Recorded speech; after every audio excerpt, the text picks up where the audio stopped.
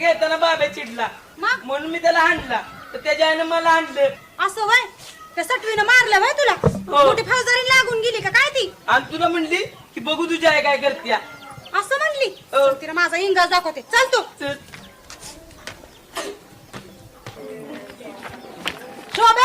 शोभे पहिली बाहेर या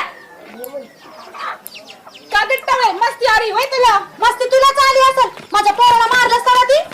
एवढंच होतं तर पोरगं बाहेर सोडीतच जाऊ नकस खुर्याला टाळून ठेवीत जा तर तुझ्या बापाचं गाव आहे वय मोठी आली हिटलर कायदा कराया तुझं पोरगं बी सापडेलच की कावा तरी मला चांगलंच मोडते का नाही बघ त्याचा हात तर लाव नाही हात भाव खेळत ना उपटला तर नाव सांगायची नाही अगं नाव सांगायच्या लायकीची हायसच कुठं तू नरमध्ये तोंडावर ताबा ठेव नाही तर जीभ हासडून देईन अहो काकू कशाला म्हणताय जाऊ दे तू गप्रा भाड्या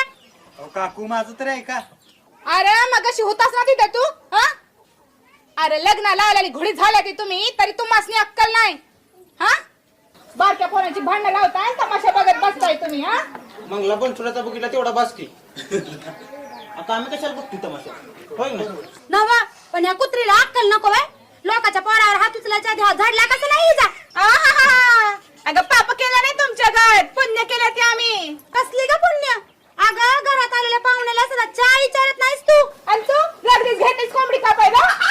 मोठे पण कर भांडणं जाऊ द्या नवीन डाव सुरू करू